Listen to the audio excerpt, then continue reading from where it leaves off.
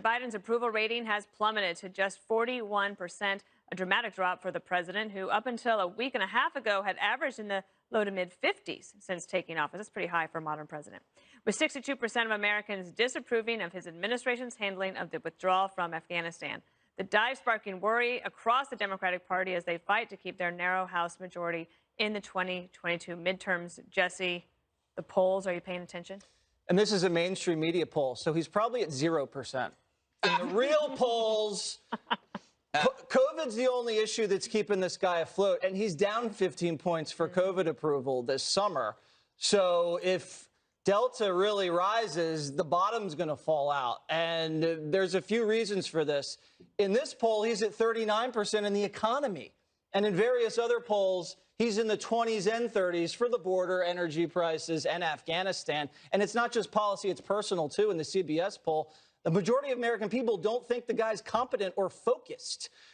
And foreign policy has dogged the Democratic Party since the Cold War. And they have really struggled to gain the trust of the American voter over the last several decades. And this bungling of Afghanistan is going to set the Democratic Party back pretty far. And Democrats, House and Senate, next midterm, are they going to decide, am I going to embrace Joe or am I going to distance myself from Joe?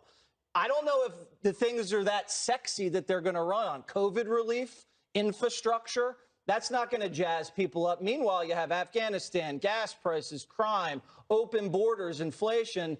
That's going to be tough. And I'm not really sure it's going to work out too well for the Democrats. Dagan, take a look at this exchange between Peter Doocy and Jen Psaki. These exchanges are becoming a little famous. Go ahead. Thank you, Jen. At the tail end of the president's remarks today about cybersecurity, he was asked about Afghanistan, and he made a joke. I think Peter asked him that question. The other Peter did, and he made a joke. So what's so funny? Well, I think the question he was asked, if I remember correctly, was about when he will provide information about a decision on August 31st. I don't want to paraphrase the question if that was an inaccurate description of the question. To a lot of people watching. Of course it's a very important question. Trying to get a sense of the room, I guess. I guess Joe Biden can say, hey, I'm not as bad as Kamala Harris in terms of like, ha, Afghanistan.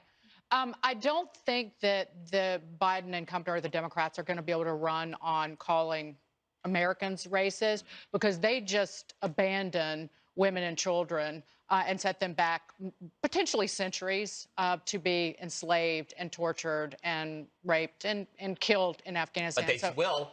They will. The only thing going for them is there are not going to be a lot of video and pictures of it because everybody has fled. You know, Western journalists, for the most part, will have fled in the short run, fled Afghanistan, running for their lives. In terms of why Biden is polling so badly on the economy is purely inflation. Consumer confidence has fallen to a 10-year low. Real wages or inflation-adjusted wages have fallen every month that Biden has been in office. And now the Democrats have backed themselves into a corner. The only thing that they can brag about is spending more money. They're going to brag about, and it's more like $5 trillion over 10 years.